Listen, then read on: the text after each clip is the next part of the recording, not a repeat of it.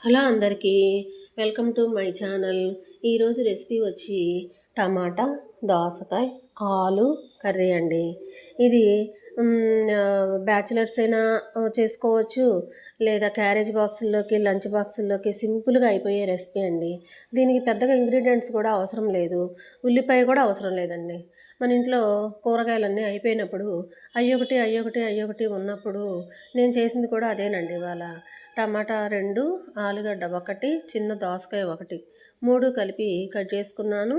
అలా ఆల్రెడీ పచ్చిమిర్చి ఒక 4 అన్నీ కట్ చేసేసుకుని, ఇంకా అట్లా మినపప్పు, ఆవాలు, ఎండుమిర్చి, కరివేపాకు అవన్నీ పోపు పెట్టుకున్నాను.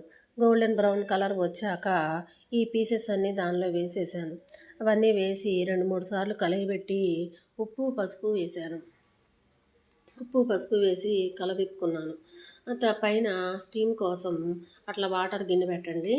అవి సింగిల్ డ్రాప్ పడుతూ ఉంటాయి. 2 నిమిషాలకు ఒకసారి 3 నిమిషాలకు ఒకసారి కలుపుతూ ఉండండి మంచిగా.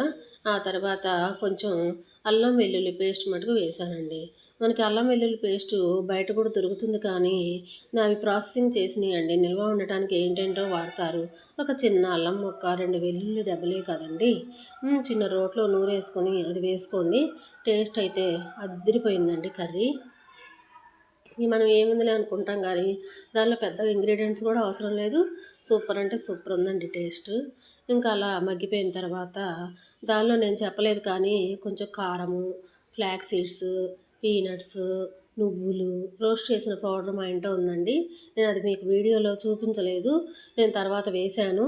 చాలా అంటే చాలా బాగుందండి అది వేయటం వల్ల. మీరు కూడా అలా వేసుకోండి. లేదా లేకపోతే ఓన్లీ పీనట్ పౌడరే ఉందనుకోండి అదే వేసుకోండి, నువ్వుల పౌడరే ఉందనుకోండి అదే వేసుకోండి, ఫ్లాక్స్ సీడ్స్ పౌడరే ఉందనుకోండి అదే వేసుకోండి. Thank you. Have a nice day.